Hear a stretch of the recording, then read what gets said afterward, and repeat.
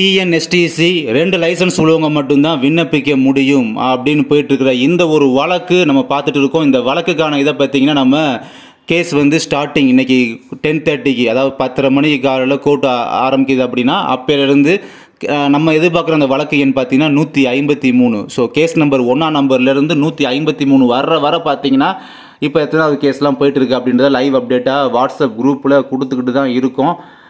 இப்போ மொத்தம் நம்ம எதிர்பார்க்கும் வழக்கு 153, தற்போது நடந்து கொண்டிருக்கும் வழக்கு எண் 10 இப்படி சொல்லி இப்போ கிட்டத்தட்ட லாஸ்ட்டாக பார்த்த வர 27வது கேஸ் அப்படி போயிட்டு இருக்கு. ஓகேங்களா, இந்த மாதிரி லைவ் அப்டேட் அப்படின்றது வாட்ஸ்அப் குரூப்பில் இப்போ கொடுத்துட்டு தான் இருக்கோம். அதுக்கப்புறம் பார்த்தீங்கன்னா இப்போ நீங்கள் பார்க்குறது இது மாதிரி டிசிசி மெத்தடில் நடந்த வழக்குகள் நிறையா இருக்குங்க. நமக்கு நேற்று நைட்டு தான் செர்ச் பண்ணி பார்த்தேன். சுப்ரீம் கோர்ட் கேஸு, அந்தந்த ஸ்டேட்டில் நடந்த கோர்ட்டு, அதாவது கேரளா, கர்நாடகா, அங்கே நடந்திருக்கு இந்த மாதிரி கேஸ்லாம். அங்கே நடந்த ஒரு வேலிடான பாயிண்ட்ஸ் ஜட்ஜஸே பார்த்தீங்கன்னா அந்த பாயிண்ட்ஸை அப்ரிஷியேட் பண்ணியிருப்பாங்க பார்த்தீங்களா. அந்த அப்ரிஷியேட் பண்ண பாயிண்ட்ஸ்லாம் எடுத்துகிட்டு கொண்டு வந்து நேற்று குரூப்லேயுமே போட்டேன். இந்த பாயிண்ட்ஸ்லாம் முன் வைக்கலாம் அப்படின்னு குரூப்லேயும் போட்டு விட்ருக்கேன். அதை நீங்களும் பார்க்குறீங்க. நியாயம், வேலை, பாதுகாப்பு மற்றும் தொழிலாளர் உரிமைகள் தொடர்பான சட்ட சவால்கள் மற்றும் விவாதங்களுக்கு இது வழிவகுக்கிறது இந்த டிசிசி மெத்தட் அப்படின்ற மாதிரி ஒரு நெகட்டிவ் பாயிண்ட் இருக்குது. ஆட்சேர்ப்புகளில் டிசிசி பத்திரங்களுக்கு முன்னுரிமை அளிக்க அரசாங்கம் முடிவு செய்திருப்பது பாரம்பரிய ஓட்டுநர் மற்றும் நடத்துனர் அமைப்பிலிருந்து விலகிச் செல்வதை குறிக்கிறது.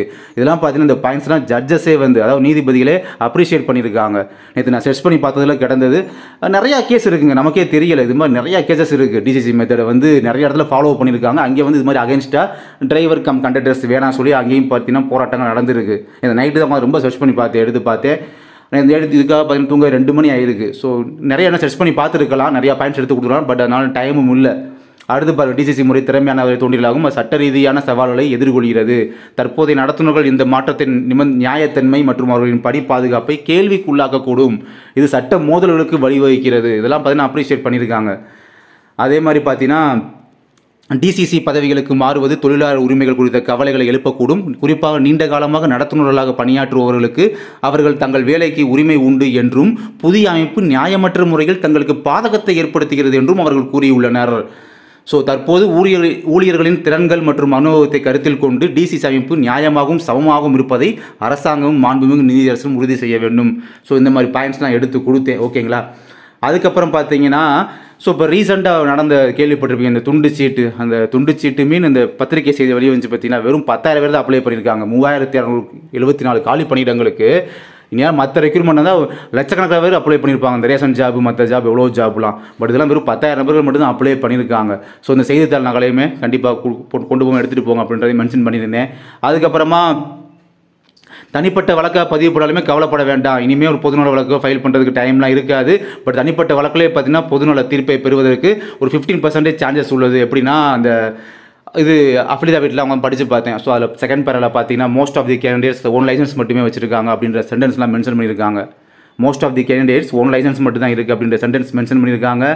மேலும் இந்த அஃபிடவிட்டில் பார்த்தீங்கன்னா 4th பேராகிராஃபில் பார்த்தீங்கன்னா இந்த பிரச்சனையில் வந்து பல நபர்கள் அஃபெக்ட் ஆகியிருக்காங்க அப்படின்றதை மென்ஷன் பண்ணியிருக்காங்க. ஸோ இந்த 2 வாக்கியங்கள் இருக்குது. ஸோ இந்த விஷயங்களை சுட்டிக்காட்டி பொதுநல தீர்வு வேண்டும் அப்படின்ற மாதிரி நீதியரசரிடம் கோரிக்கை வைக்கலாம் அப்படின்ற ஒரு பாயிண்ட்ஸும் எடுத்து கொடுத்தேன்.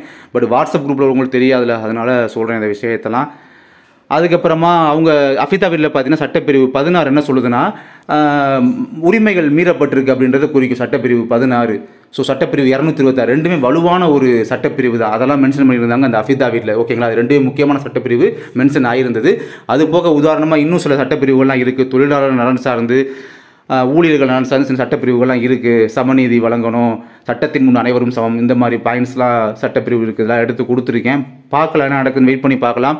எல்லாமே லைவ் அப்டேட் கொடுத்துட்டு இருக்கேன். அடுத்தடுத்து அந்த கேஸ் நம்பர் 153 வரும்போதுமே அடுத்தது என்ன அப்டேட் நடக்குது அப்படின்றத தொடர்ந்து குரூப்பில் கொடுத்துட்டு தான் இருக்கேன்.